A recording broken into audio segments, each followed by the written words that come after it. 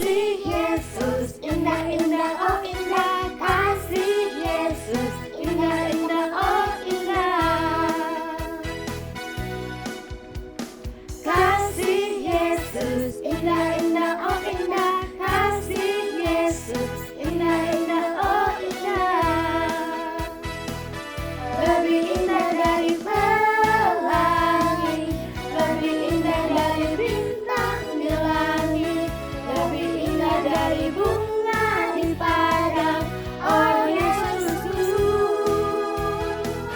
Lebih indah dari pelangi, lebih indah dari bintang di langit, lebih indah dari bunga di padang, oh Yesusku. Kasih Yesus indah-indah, oh indah. Kasih Yesus indah-indah, oh indah. Kasih Yesus indah-indah, oh indah. Kasih Yesus indah-indah, oh indah. Lebih indah dari pelangi, lebih indah dari bintang di langit, lebih indah dari bunga di padang, oh Yesusku. Lebih indah dari pelangi, lebih indah dari bintang di langit, lebih indah dari bunga di padang, oh Yesusku. Lebih indah dari pelangi, lebih indah dari bintang di langit, lebih indah dari bunga di padang, oh Yesusku. Lebih indah dari pelangi, lebih indah dari bintang di langit, lebih indah dari bunga di padang, oh Yesusku. Lebih indah dari bunga di padang, oh Yesusku.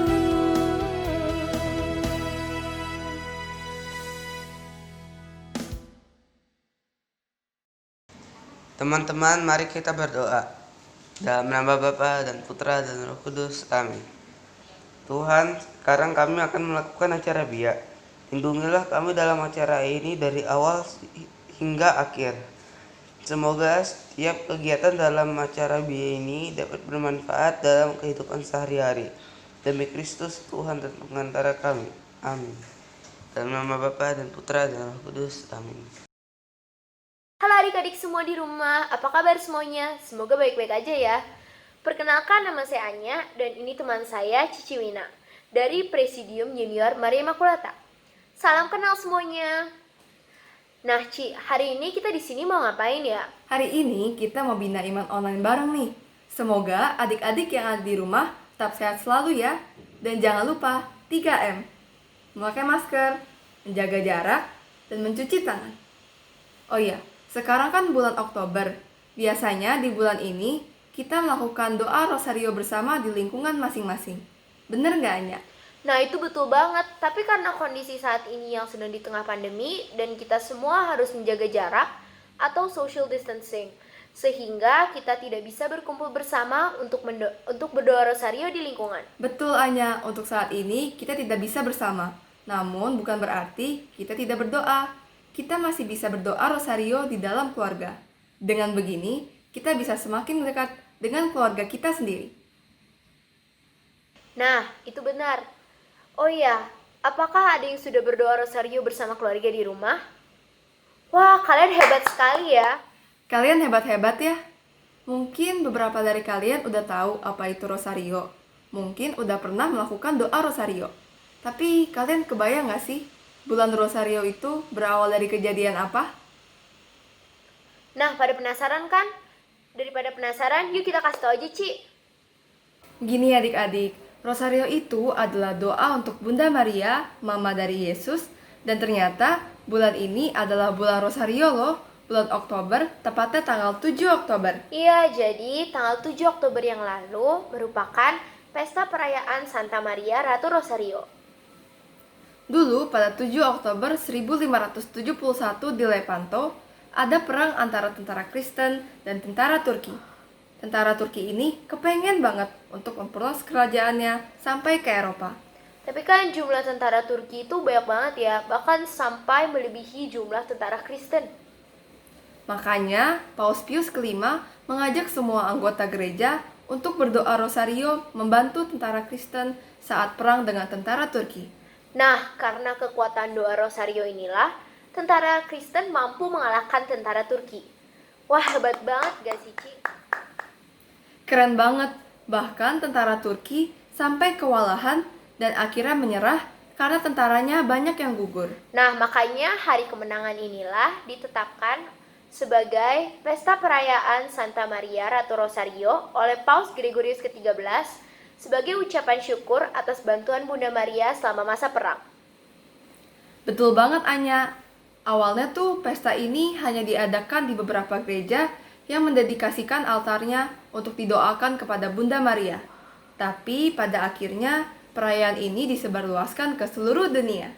Lalu Paus Leo ke-13 menetapkan bulan Oktober sebagai bulan Rosario pada tanggal 1 September dan meminta agar kita semua turut mendoakan doa Rosario di bulan Oktober untuk memohon bantuan kepada Bunda Maria agar gereja mampu melawan semua bahaya yang mengancam. Nah, begitu adik-adik asal-usul dari bulan Rosario. Bener-bener keren banget ya kekuatan doa itu. Berdoa melalui perantaran Bunda Maria sangat besar manfaatnya. Karena Bunda Maria memang dipilih Allah untuk menjadi Bunda Yesus Kristus dan sekarang juga menjadi Bunda kita juga. Adik-adik, bayangin deh kalau Bunda Maria yang merupakan ibu dari Yesus meminta langsung kepada Yesus agar mengabulkan permohonan kita. Mestinya akan lebih didengarkan ya. Nah, benar juga ya. Selain berdoa melalui perantaran Bunda Maria, kita juga bisa berdoa melalui perantaran Orang Kudus atau santo-santa lainnya.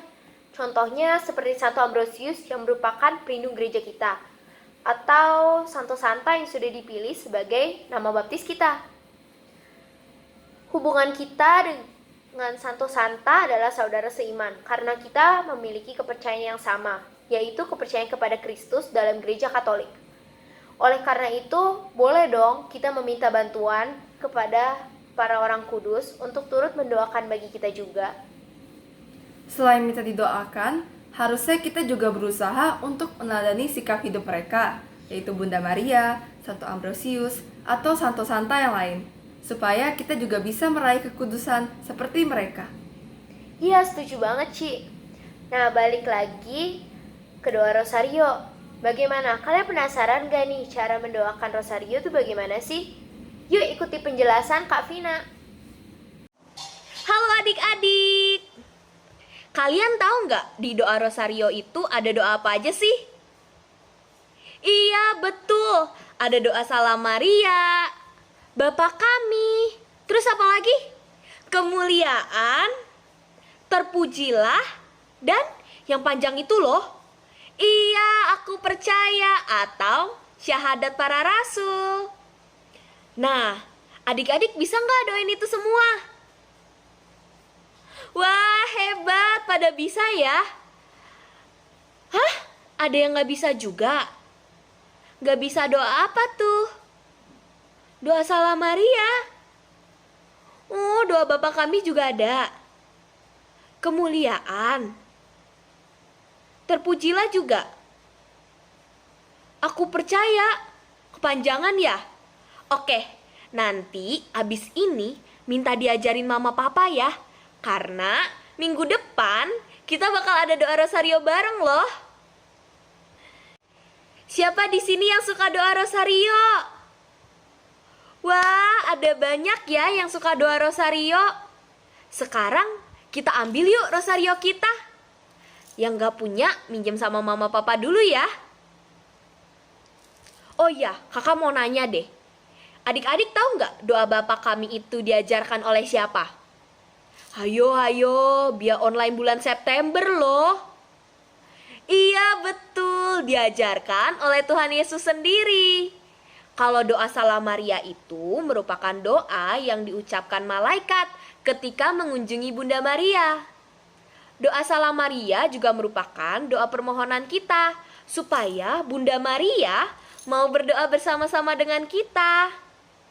Nah, kalau doa kemuliaan itu merupakan pujian kepada Allah Tritunggal Maha Kudus.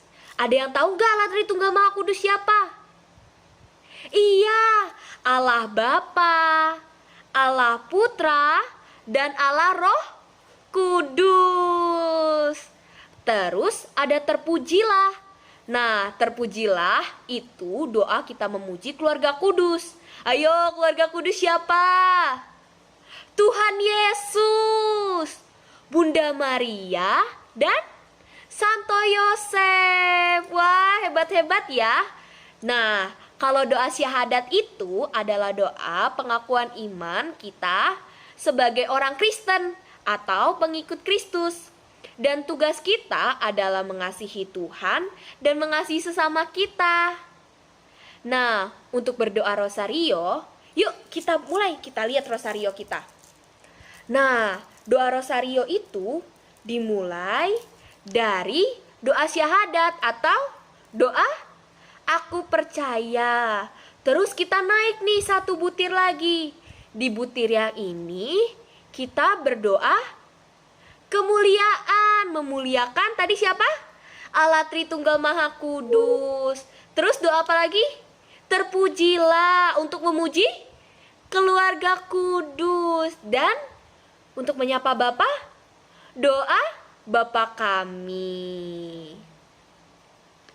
Nah, untuk 3 butir selanjutnya nih, yang ini kita menyapa Bunda Maria dalam hubungannya dengan Allah Tritunggal Maha Kudus.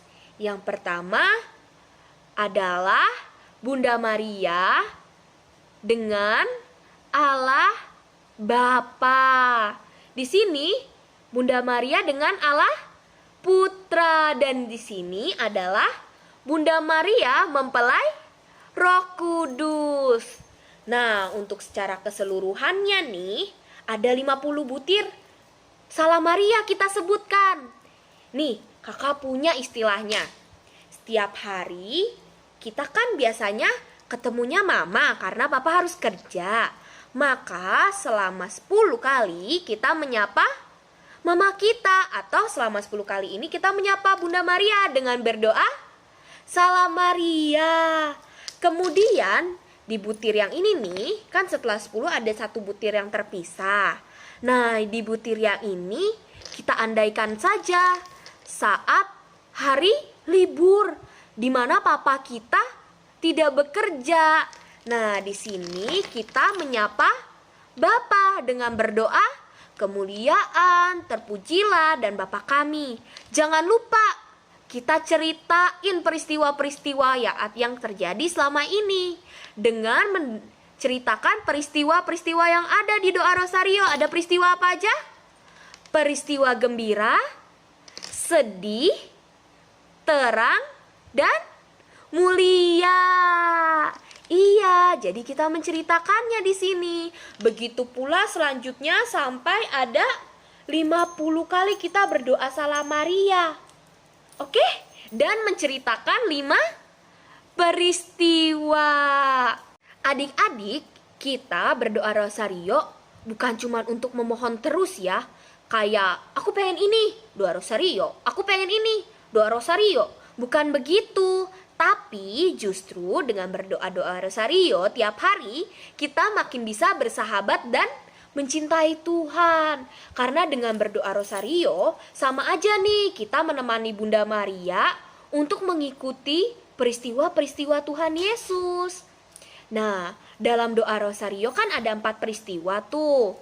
Nah, semua peristiwa ini menjelaskan tentang peristiwa-peristiwa penting dalam hidup Bunda Maria dan karya Tuhan Yesus di dunia. Kalau kita hayati dengan baik semua peristiwa itu, maka kita akan makin mencintai Yesus. Seperti Beato Carlo Acutis. Dia mengatakan bahwa berdoa rosario adalah kencan terbaikku. Jadi dengan berdoa rosario, si Carlo Acutis nih merasakan adanya pertemuan pribadi dengan Yesus yang menumbuhkan rasa cinta yang mendalam sekali. Carlo Acutis adalah anak muda yang dianggap istimewa atau dianggap seperti orang kudus oleh gereja sehingga diberi gelar Beato. Dia meninggal di umurnya yang ke-15 tahun karena penyakit leukemia. Tapi semasa hidupnya dia memberikan keteladanan karena setiap hari Carlo Acutis selalu doa rosario. Nah, baca kitab suci dan juga menerima Ekaristi. Yang spesial lagi, Carlo Acutis mengumpulkan kisah-kisah mujizat Ekaristi dan website khusus untuk itu. Nah, khusus kali ini kita akan membahas peristiwa terang yang akan dibawakan oleh teman-teman kita. Yuk dengerin sama-sama.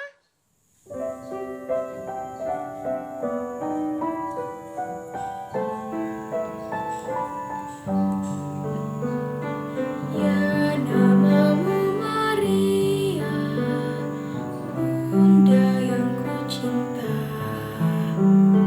merdu menawan hati segala anakmu. Patutlah nama itu hidup di batinku, dan hatiku ucapkan di saat tajaku. Ya nama yang keramah, perisai hidupku. Dengan nama Maria, aku pasti menang. Patutlah nama itu hidup di batinku, dan nanti ku ucapkan di saat tajaku.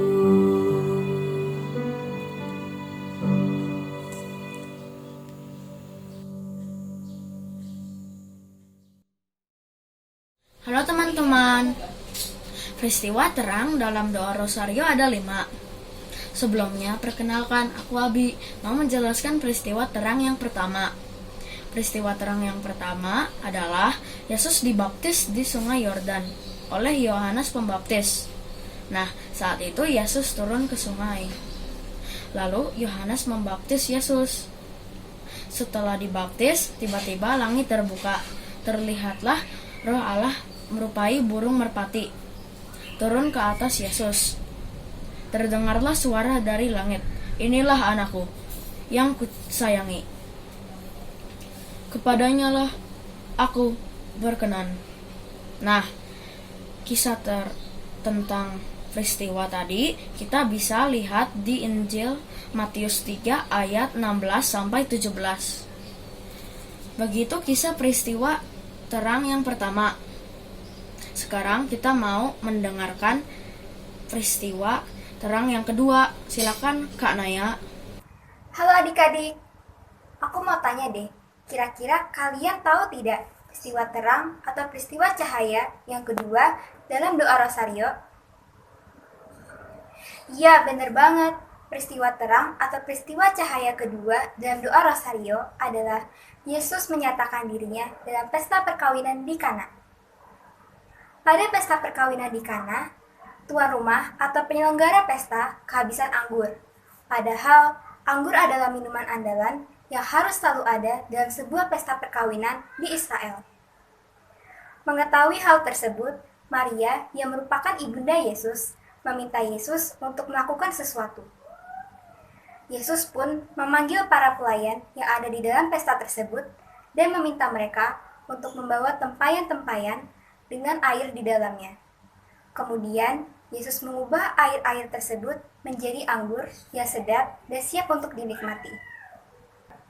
Nah, adik-adik, pesta perkawinan di Kana, khususnya ketika Yesus mengubah air menjadi anggur, merupakan tanda pertama dari banyaknya mukjizat yang Yesus lakukan.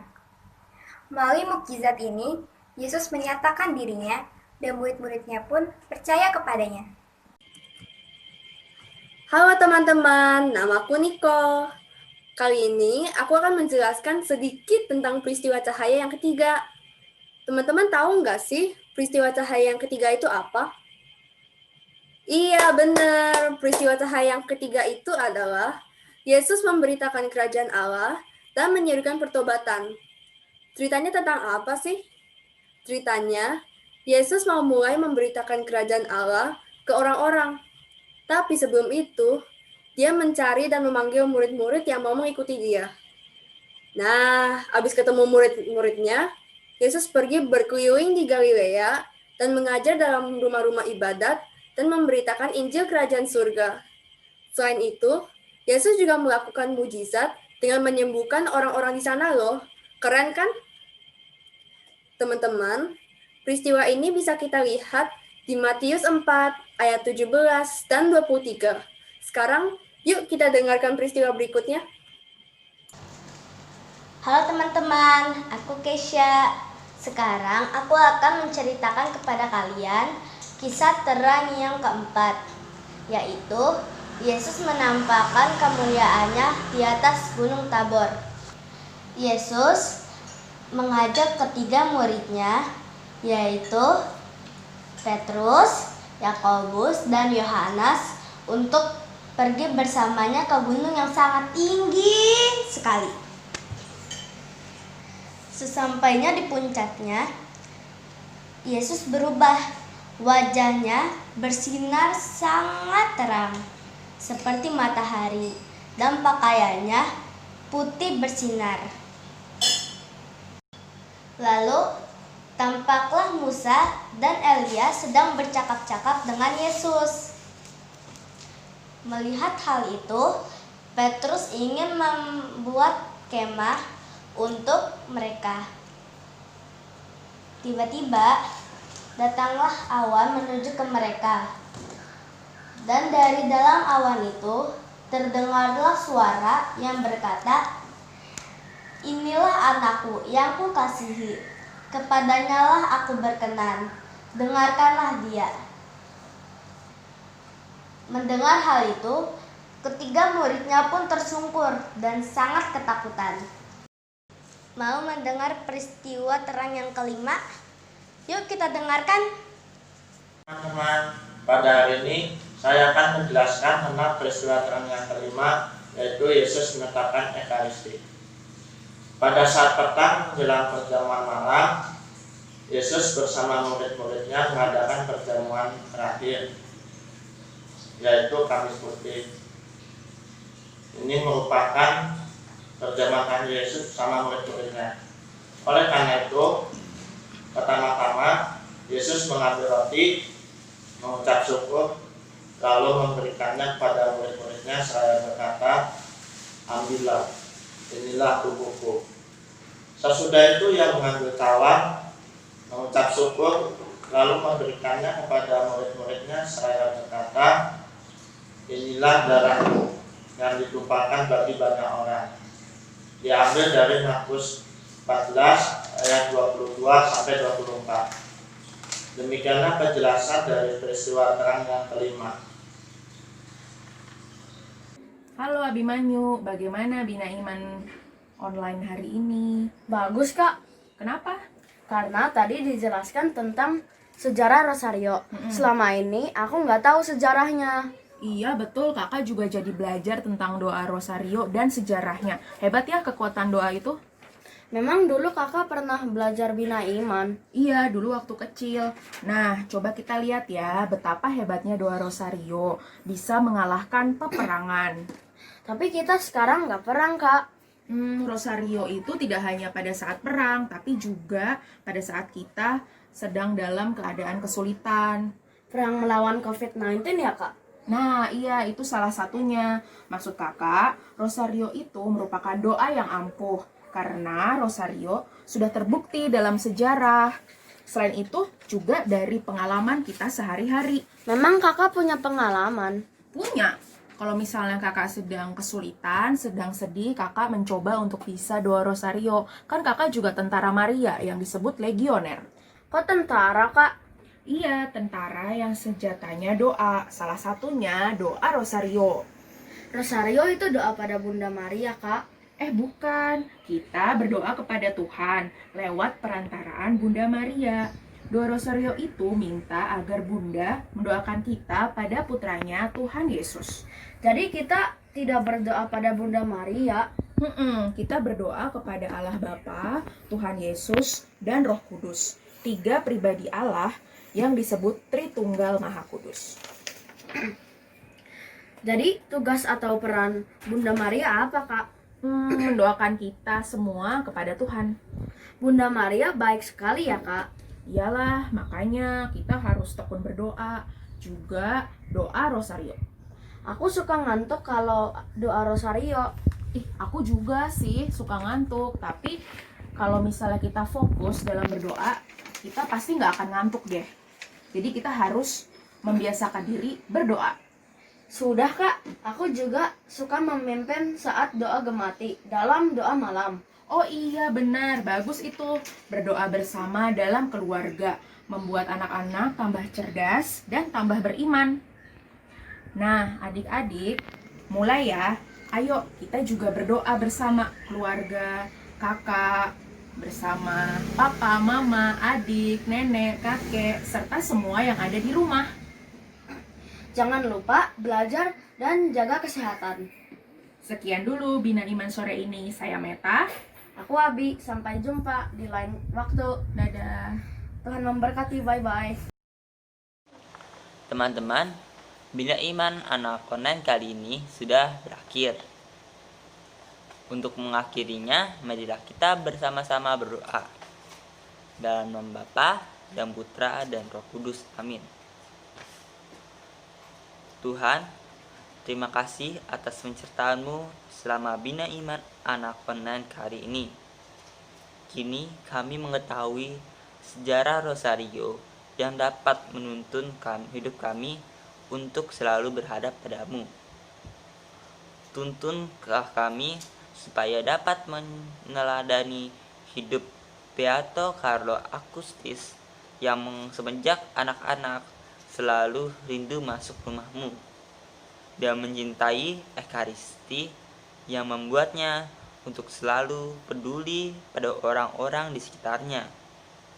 Tuhan, bantu kami untuk selalu memuliakan nama-Mu kini dan sepanjang segala masa. Amin. Dalam nama Bapa dan Putra dan Roh Kudus. Amin.